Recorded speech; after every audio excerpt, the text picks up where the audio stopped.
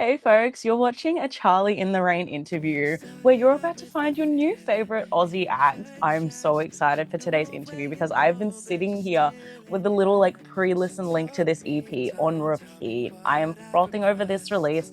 You're going to finish this EP that we're talking about today with a new favorite song. I promise you. If you don't, give another listen. You'll find that song. I'm joined here today by the amazing Junior. How are you doing today? I am good. I am tired, but I am alive. That's all you can ask for. That's very fair because you are out here hustling. You're on the TikTok grind. You've got all these amazing songs in your back pocket, ready to come to us through your debut EP. I'm so excited for that. But before we get to that point, if anyone's tuned in today who's fairly new to the junior train, hasn't yet discovered how much amazing music you've got coming out, can you give us a little introduction to yourself as an artist? Yeah, for sure. I'm Junior, abbreviated JNR dot, and on Instagram it's JNR full stop, the word full stop, FULLSTOP. I used to do that at gigs, had to do the spelling bee and spell out the full stop. Anyway, I make indie pop, alt pop music from Sydney, all in my apartment, and also a lot with my friends. I work pretty exclusively with the crazy Sydney scene that is happening right now, and lots of really cool people who just happen to be my best mates. But yeah, I think I've been putting out singles in various stages of consistency over the past 2 years. I feel like when I started putting music out, it was just to kind of find a sound and fine tune a sound, because I just love music, and it's been the only thing I've been doing my entire life. And I feel like there were so many different inspirations and things that made me tick with music that I was trying to fine tune a few things with singles. It kind of felt, looking back on those singles, it feels a little awkward, seeing me figure it out. But yeah, I think now the style that you can expect is kind of nostalgic, melancholic, indie alternative pop music. Sometimes with band kind of instrumentation, sometimes with a lot of electronic instrumentation. I produce it all myself, so yeah, I think that's an intro if you need one. Yes, I feel like we're pretty across the junior train now. I love that. It's such a labor of love, and you can really hear that when you put on these songs and you remember, wait, this is all self-produced. This is all in your apartment. It's such a little project. I adore it so much because we are at this point. If people are listening, it means that they have your debut EP in their hot little hands. I've been looking for you my whole life. I adore this EP. As I said, I've been going back and listening to it on repeat. I can't wait to put it on repeat on my little streaming services. Can you tell us a bit about this EP? And first off, congratulations for getting to this point with the EP. Thank you. I did not think it was going to come, but we're here now. But yeah, this project has a pretty long story that's kind of taken the past year and a half, I think. It started when a friend of mine told me about a residency in this town called Nérac in France, and she told me about it because my partner's French, and I thought it'd be a really cool concept for my first project to go to the country that she was born and grew up first 18 years of her life in, and write love songs about her where she grew up. And so I kind of that was the idea, and was working on the concept a bit, and I wrote a letter in the hope that the titles of the EP would read out to be that letter. So the titles are Darling, I Guess It's Fine, But I Won't Settle for Less or Nothing More, As You Are Everything. So it's this whole sentence that that I wanted to talk about different aspects of our relationship and different aspects of who she means to me uh, in these songs. And that was the concepts that I went there with. Then I got there, and it's kind of like it feels like a movie. Like this big like epiphany happened. I was like, it all started because I was trying to communicate with her family friends and stuff like that. Her family speaks English, but I don't really speak French very well. I was trying to learn, and I was trying to communicate, and I just couldn't break through, and it was just like it was just getting to me somehow. So I went up, I bought a little notebook so I could write down my thoughts while I was over in France. And I just started writing, and I figured out that the like a lot of our relationship and most of my life, I'd kind of been pushing down this thing inside of me, um, which is my relation to my culture. And the big thing was I, decided to write this EP all the way across the world in a place that I had no connection to, and it's supposed to be my, my first, hey, this is me, this is all of me. But I was really masking this thing inside of me that I really didn't want to address, who I was, and I didn't want to address these things. I have a lot of ethnic braces in my background. My dad's from Malaysia, and his bloodline's Tamil from Sri Lanka, and there's a lot going on that side. And then my mom's side, my granddad traveled here from Hungary in World War II. He's Jewish in the Holocaust, and with all my family coming here before I was even born, there was a lot of like pushing down of their culture so that they could assimilate. And while I'm like writing this thing, I'm realizing that they that is them pushing down their own cultures is really what made me this person that doesn't really know how they connect to the world. They look different to everyone in Australia, and they've never really fit in. And so I feel like I was masking a lot of who I was with my partner. So I'm writing all this down, and then I look at the letter that I'd written to my partner, and I realized that it's a letter to myself. And I'd called the EP before I went to France. I'd called it "I've Been Looking for You My Whole Life." So I had the titles and the EP ready to be about her. And then I realized, I'm like, oh shit, like I didn't even realize, but this is actually about me, and this is what the project's really about. And so I had like a crazy mental breakdown while I'm writing. I'm over in Nerak, so I leave my partner and her family for 2 weeks to write my EP all alone, on the other side of the country, and I'm having this mental breakdown and like epiphanies of like looking back on like my childhood and like school and like how my family raised me and all this kind of stuff while I'm writing this project. And I have 2 weeks there to write the whole thing. And yeah, that's kind of how it came about, in like this weird, confused epiphany that kind of I always think about it like looking back on that time.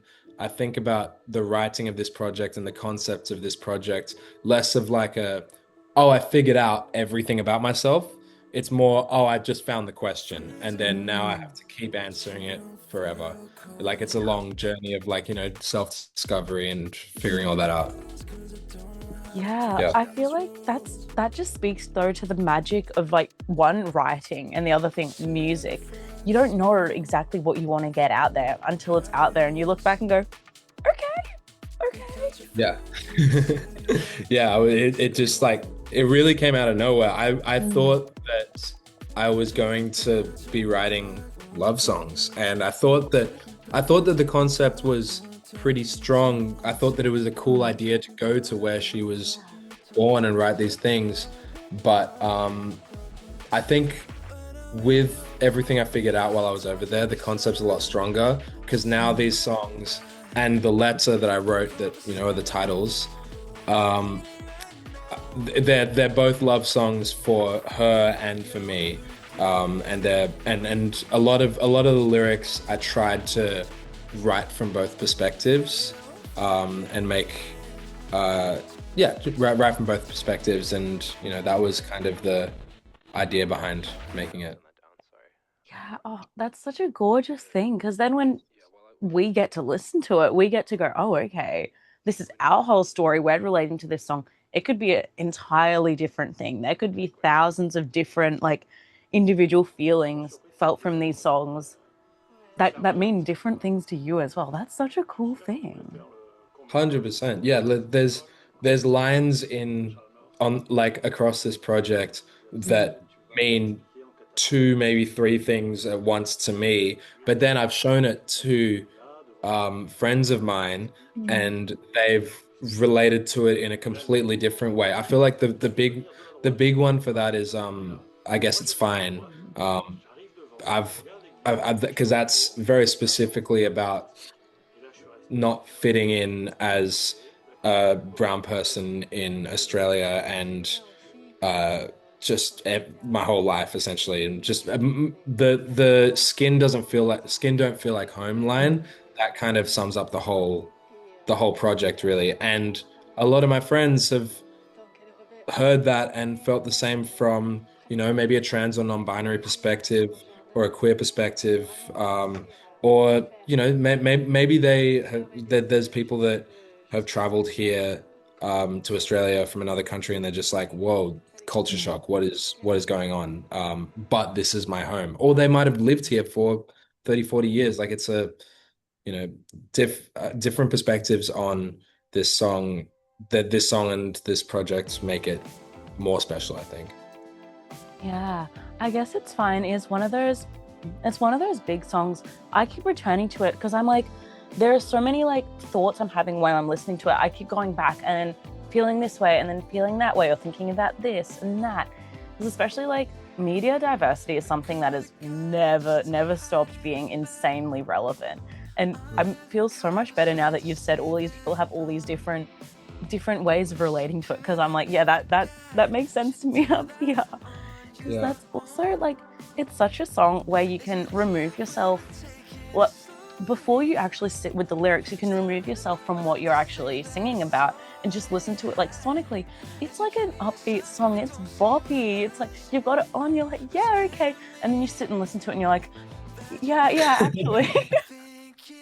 Yeah, for real. I think that's something I've like just um always been drawn to, is like upbeat songs that make me feel good, but with a lyric that makes me devastated. Um, I've always struggled sometimes with writing like purely happy songs. Whenever there's a Mm, purely happy song, there's always a touch of like this is going on. mm, Um, yeah, but I feel like that song is one of those like really boppy, like really uplifting sounding songs. Even the melody like sounds quite mm. uplifting, but it's devastating. Yeah. Yeah, honestly, like the first few times I got into this single, I was like, like I can put it on when I'm hanging out the washing or going for a walk. And then I'm like, no, I can't. I'm just going to sit down. I'm just going to rock back and forth a little bit. Yeah, for sure. For sure. And you mentioned when you were putting together this EP, you're thinking, like, you end up thinking a lot about your childhood. You have the most adorable little album cover on this EP. What Yeah. was the process of going through and selecting you want a little baby you on the cover of your debut project? I think that was that there were a lot of different um ideas for what the cover could be, and whenever it was a picture of me now, it just didn't it felt like a press shot. It didn't Mm, feel right. Um, even when we were playing with how it was the photo was composed, it just didn't feel right. And I think a lot of these songs and the way that I was thinking about this concept was thinking about it from way back. I was thinking about how I related to myself, my culture, where I fit into this world when I was a kid. I kept going back to like, when I first started school and how or how I was how people talked to me, how people treated me back when I was a kid. And there was a moment where I was just like, oh, I'm just gonna ask mom for like a bunch of baby photos, just like Mm. every because it was all on an actual camera, and so I don't know if I'm telling my age, but but yeah, no, it was all on like on film photos, so the or not film, digital Yeah, photos yeah, that had to be brought onto the computer. So mom sent me a bunch, and this one just like felt right. It was just me and my partner saw it. We were like, oh yeah, that's the one. And yeah. I think it was taken by my grandma. Oh no, my grandma was holding me, and my Mm. mum had taken it. So it's like, and I think as well, it I think it was in Malaysia. I think it was Mm. taken in Malaysia. So just even though you don't know that, Yeah. just feeling that behind like my white family holding me in the country of my brown family, it's like, it's like it's this other layer to the to it. And I'm and me being a baby, I'm kind of this like moldable thing that Yeah. is is still, I think, real to this day. I feel like I'm Mm. still molding myself and trying to figure out what's going on. And also, we there was this hat on the that I was wearing, and we photoshopped the junior onto the hat, which was very cool. I like that. I didn't even realize that. I feel like there's just so much to take in when you're looking at that. I need to just go back, press play, and just like stare at it. Lots of people haven't realized the junior on the hat, and I'm like scared now because I've just made like junior merch of that hat. And so I'm like, oh, I hope people like saw it. People are probably going to be out here like, oh, this is like a copyright thing. Like, you've Yeah. stolen some hat design that you had as a kid. I was expecting someone to message me and be like, oh, so that's where you got the name Yeah. from. It's in your hat when you were a baby. No, no, not at all. It would be a super cool, like, invisible thread through the whole project, though. That would be such a cool thing. That would be really cool. That would Mm. be really cool. That's like my friend Lubby, her artist project's named after her teddy bear. That's a sick like a childhood teddy bear. Yeah. That's a sick like 3 point. Oh, I love that. I absolutely love that. Okay. Yeah. We're talking about this EP though. It's Yeah. 6 tracks. We're feeling a lot of different things. There's some songs where there's a lot of like dialogue in it. There's some songs where, again, we're up, we're dancing, and then we're sitting down and going, okay, yep, I'm seeing, I'm feeling this. I'd love to ask when fans are pressing play, whether it's for the first time, the 100th time, what is our ideal listening experience? Where are we? What are we doing to best get the full junior experience through this EP? Good question. I think I think it really depends on how many times you've listened to it. I think on the first listen, I would recommend doing it alone. I think that you might be if you're listening with a few people, they might be a bit put off by some of the beat switches and the like spoken word stuff that's in some of the songs. Not put off, but like it's not a party. It's not a party Yeah.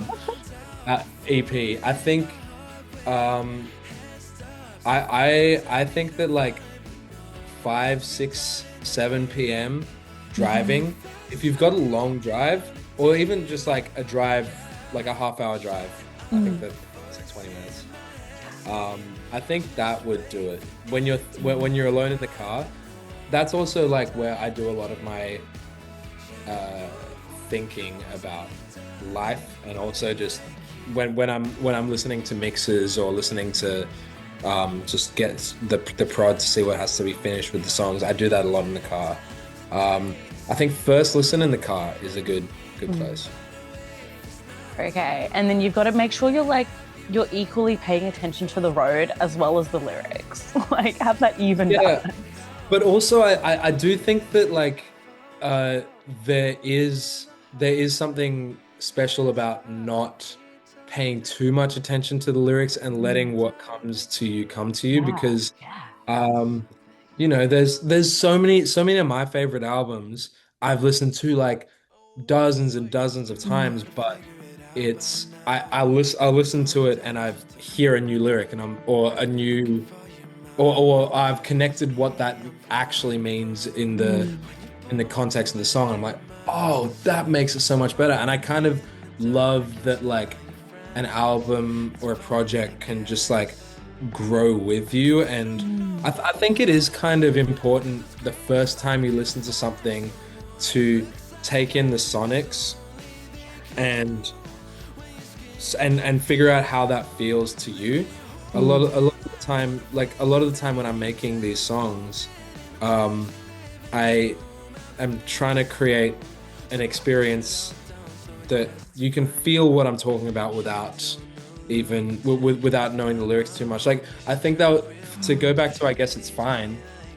One of the big things that I was trying to do with that song was I made it really fast and like I wanted this like sense of nervous urgency that Mm. like even no lyrics, no don't even worry about the lyrics, just like nervous like I kind of know where I'm going but I don't know what's happening and I'm Mm. going here. It's like this nervous like what is going on and then you hear the end of end of the chorus and all the instruments drop out and it's like oh I'm tired. Like that's kind of that was kind of the feeling I wanted to get across.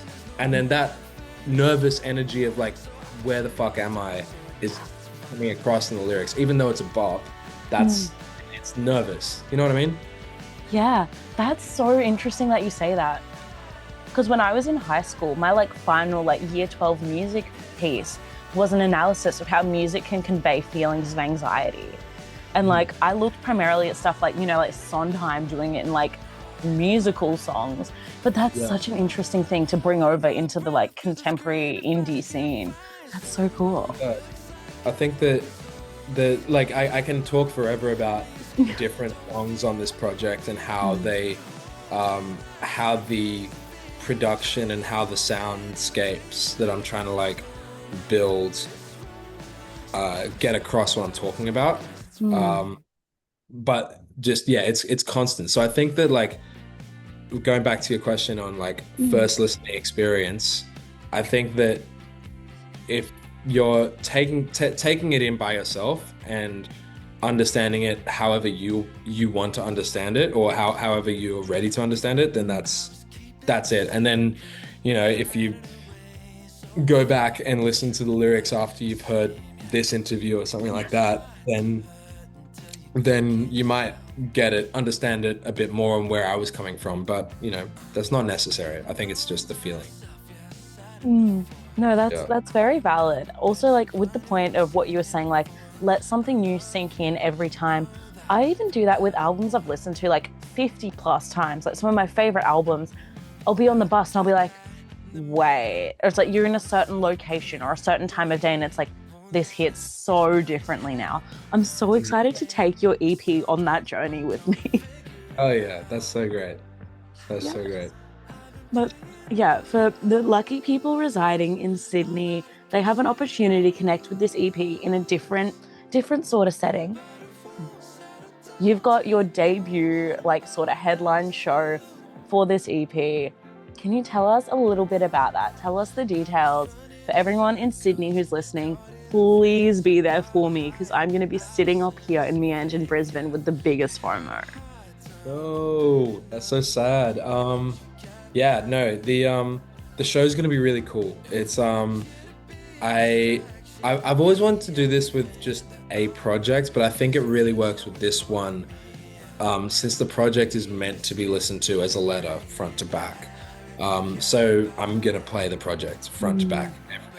As you listen to the EP, it's exactly how we're gonna play it. And there's a lot of like hurdles we've had to jump because the project is a little weird and there's like some, you know, there's some drum sounds that you can't get on a drum kit, and there's, some acoustic songs that have some, yeah, Mm. it's interesting. So we're gonna try and make it quite an experience with that. And I think just as the EP takes you to a lot of different places, sonically, I think Mm. watching it play live is going to be a little bit of a journey. You're not going to see the same type of pop song 8 or 9 times at a show. It's going to be quite Mm. a um, it's going to be a lot. It's going to be a lot of stuff. Yeah, it's gonna be fun. And we've also got I usually play with a three-piece band, but we've now my friend Kyle is gonna be playing bass, and saxophone and keys and backing vocals. He's playing everything. Um, so yeah, that's actually a good testament to this show. There's a lot of instruments on stage, lots of things are happening. Yes. Oh, I'm waiting. People better be putting videos up online. I need to experience this somehow. Yes, yes, we'll Mm. we'll we'll try. I'll repost whenever I can, and we'll get you seeing something. Yes. Oh, I love it. And I'd love to ask, as fans of this project, as people who are listening, whether it's like their first time encountering the junior project, whether they've been here since day one and they're rocking out, how can we best support you now with the release of your debut EP? I think the best way to support me and any other small artist is to buy. I think that streaming is great, and if you love an album, you're already going to stream it, right? I think if you actually want to support them, um, is to buy the album. I'm gonna have a few vinyls that you can get online or in person at the show. I'll have heaps of merch. As I said, I'm making these crazy, not this hat, this is a Brockhampton hat. I'm making these crazy cool hats that are the hats that I'm wearing in the EP cover. Um, Bunch of t-shirts. Like there's a lot of stuff that you can directly support us through. Like I don't. I do this full time. I make music and play music with my friends full time. So I think that buying a ticket to the show and buying merch, buying vinyl, or buying a digital download even of the project, that's like the best way. And if you don't have the money to do that, I think just sharing and sharing the project with your friends, online and in person, is like the best way to do it. If you like, I'm a talker. If I love something, I tell everyone I know. Mhm. So I think that small artists need a few people on our side that are kind of like really talking. You're one of those people. Yes, get around it, share it, like use the power of social media for good for once. Like get the noise around this EP. I definitely will. I already have a list of people in my head who I'm like, I'm sending you this song, I'm sending you that. Hell yeah, that's great. That's so good. I feel like if people aren't making the noise and sharing around the projects they're loving, how are we going to reach that bigger community? How are more people going to realize this is actually their favorite EP? But yeah, get around, share that EP while we're there. I'd love to know who you're listening to because I feel like that really like strengthens the connection between me as a fan and the artists and music I'm listening to is hearing who you're loving. So if you've got any Aussie artists and Aussie tunes you've had on repeat lately, let us know. Yeah, I am listening to all of my friends, honestly. As I said, the Sydney scene is just like actually insane right now. Mm. And there's like, whenever I get like a new demo from a friend, I'm just like, oh shit, this is like so much better than a lot of the music that's being pushed in the mainstream right now. It's just like Mhm. actually insane creative stuff. Number one, my friend Kyle Charles Hall, Mhm. KCH is his artist name. Uh, he's just about to drop an EP. I think it's next week actually. Is it this Oh, week? okay. It might be next week. Yeah, he's so he will have an EP out by the time this interview's out. And goddamn, he's like got some of the best unreleased music that I've ever heard. And bro writes like crazy. He's got like 20, he's got a Untitled folder, you know, the app Untitled. He Mhm. has Untitled folder with like 25 songs called the KCH Song Bank, and they're all hits. It's like, yeah, nuts. So KCH, Mhm. Rage Flower, obviously, Mads is the best. We're like middle of a tour with her right now. I'm actually going to Melbourne tonight, to finish it. Mhm. And we're also finishing her EP right now, which is really exciting, very stressful, and Mhm. sounding like really, really, really good. But Mhm. she's popping right now. Um, who else? Charlie Lucas is killing it. We love Charlie. Um, who else? Charlie Pittman on the Charlies. We love Charlie Pittman. He hasn't released stuff in a while, but once Mm. again, his unreleased stuff is crazy, so good. I wish you guys had access to my Dropbox because it's like it's fire in there. We Um, could let us in. I would lose a lot of friends. Um, who else? Loretta, obviously Loretta is so good. Um, also love like Friday. Friday's got like this new song called Skins, Mm. which is such a banger, and he's always doing crazy stuff. Dylan Atlantis as well. They're on something right now. Um, Probably like a billion more. Um, Molly Millington, she's an album. Yeah, an Mhm. album came out like a couple days ago, I think, which is so good. Um, oh, Grace and Zuli, Grace with an X. Mm. Zuli just has this new song called Mitsubishi Sheets, which is hot and sexy. It's so good. Grace, I've seen live so many times, just like because we've been gigging together with Funeral, and like they are such a powerhouse. Mm. They're like if Jeff Buckley wrote pop songs, but um they were like a little bit more emo. It's yeah, crazy. It's really good. And they're both opening for me at the headline show. Um, Probably a billion more. I wish I knew this question before so I could like look in my notes and like Mhm. okay, I've just opened Instagram. Yeah. Egoism, Mhm. crazy new album, probably one of my favorites from last year. Um, who else? Amar, Huck Hastings. I could go on forever. I think that's probably enough. Yes. No, but that's also just like such a great snapshot of so many artists that I feel like they're just not being picked up by the mainstream. These artists aren't like the faces of every playlist yet, but they're so good. There is so much good music coming out of literally everyone you just mentioned there. Yeah. People get on this, update your playlist with this. No AI playlisting. Get into these suggestions. But yeah, no, this is the playlist. Yes. Oh, thank you so much for sharing all of those. That is such a great selection. That's all good. I think that went on for a long time. So if you want the cliff notes, just DM me. No, I adore that so much. And I feel like there's going to be the balance though. We're going to be listening to those suggestions.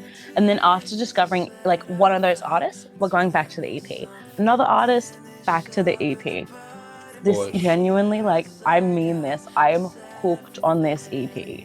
It's very thank rare, like, something comes out and you've heard like a few singles, you listen to like the full project and you're just like, I'm more obsessed now that the whole project's out. Normally the singles do their purpose, but this as a full body is so special. As you said, it's meant to be listened start to finish.